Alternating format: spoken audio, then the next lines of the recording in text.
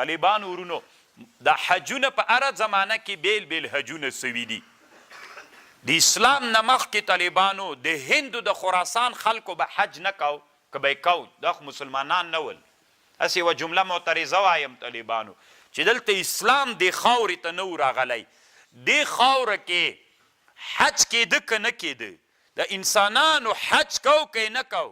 کو یې طالبانو د هند او د خراسان خلکو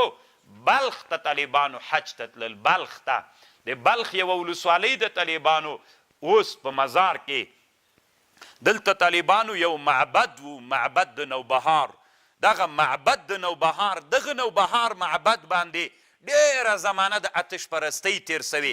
دا هغه اتشکده د دنیا کې چې زر کاله اور نه ده ګل سوی دا هغه اتشکده ده نو دې کې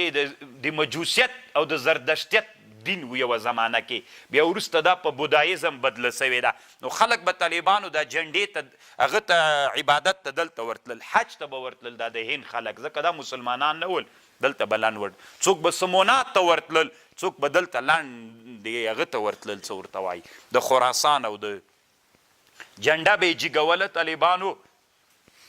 بیرغ به یې جیګوه په کال کې به یې ورې جنډه جیګوله ډیره غټه د ورېښمو جنډه به وه خو مسلمانانو ته چې تاریخ معلوم نه وي نو بیا به د افغانستان په تاریخ کې هم د نوروز په اوله ورځ باندې اوس تیر جمهوریت کې او د جمهوریتونو حکومتونو کې دا جنډه جګېدله دا اصل کې طالبانو د بودایزم د دین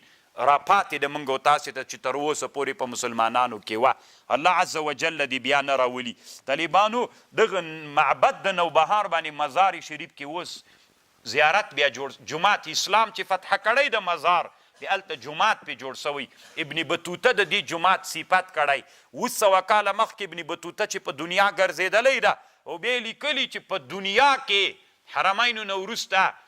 2 جوماتونه دنیا کې ډېر خوندور دي یو یې المغرب کې ښودلی ده یو یې د بلخ جومات ښودلی ده کله چې چنګیز خان راغلی بیا دا جومات یې نړولی تر اوسه طالبانو هغه جومات نړېدلی ده همداسې زه ورغلم زه چې کله بلخ ته لاړم دا فتح نه وروسته نو هغه جای په حاجي پیاده اوس مشهور د طالبانو کوم سړی له غجې نه حج ته پیاده تللی بلخیانو ته به معلومات وي نو ما زه چې ورغلم بیا مالته یو ویډیو وکړله چې دا هغه جومات ده چې د اسلام لوی تاریخ پکې پروت ده د 2 باطلو ادیانو د زردشتیت مرکز لکه بیت الله نعوذ بالله چې ورانه کې دوی یو بل جای پې جوړ کي یا لکه دا اوس هندوان چې دي یو لوی جومات د مسلمانانو جوړ وران کې بیرته معبد پې جوړ کړي موږ دا د زردشتیت او علامه امام مسعودي وایي رحمه الله یو کتاب یې جوړ کړی ده مروج الذهب و معادن الجوهر وی په دنیا کې 4 لوی معبدونه ول چې خلک به حج ته ورته راتلل بیت الله او یو طالبانو معبد د نوبهار د بلخ ده نو بلخ ته لاړ سئ طالبانو بلخ ووینئ د بلخ تاریخ را وسپړئ خو الله دې موږ افغانانو باندې رحم وکړي جومات طالبانو هم دا لږ لږ آثار یې پاتې دي ړنګېدلو باندې د پایې ټولې شړېدلي دي بارانونو شړولي دي الله عز وجل دې داسې یو څوک بلخ ته راولي یا د بلخ مشر ته الله داسې فکر ورکړي چې دغه لوی تاریخي بنیاد طالبانو بیرته هغه حالت ته بوزي چې د اسلامي امت یو بل ابن بطوطه راسي او بیا وایي چې په دنیا کې هغه جومات چې ثانیې یو درلوده هغه جومات بیرته په بلخ کې آباد سوی ده چې انسانان ورته راسي اوس یې بیخي په هغه یادوي نه طالبانو حاجي پیاده به خپل کار کوي طالبانو دا معبد د نوبهار هغه دغه ځای نه